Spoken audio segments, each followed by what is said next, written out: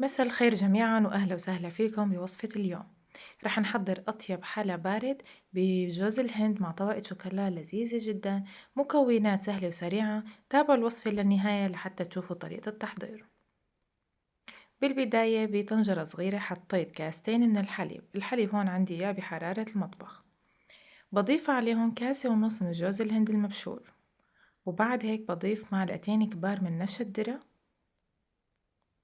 ونص كاسة سكر. السكر على حسب الرغبة، بتقدروا تزودوا أو تقللوا، ما بتفرق لأنه أكيد رح نضيف طبقة من الشوكولا ورح يكون إلها كمان سكر.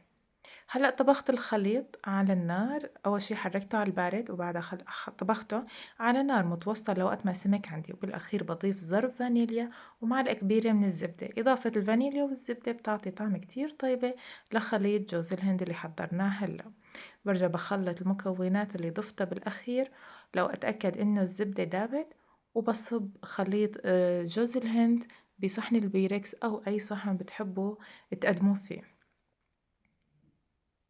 عندي أنا هون صحن بيركس صغير، رح أصب خليط جوز الهند بقلبه. هلا إذا بتلاحظوا بقلب الخليط في شقف من الحليب المشوط، أو أثناء الغلي علقت كم قطعة من الحليب، بس ما في مشكلة شلتن أنا بعدين.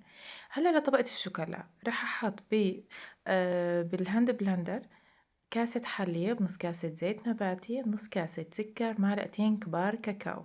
أول شي خلطتهم بالهاند بلندر لحتى يسمك القوام عندي ويصير مثل صوص الشوكولا، بس الخليط ما سمك.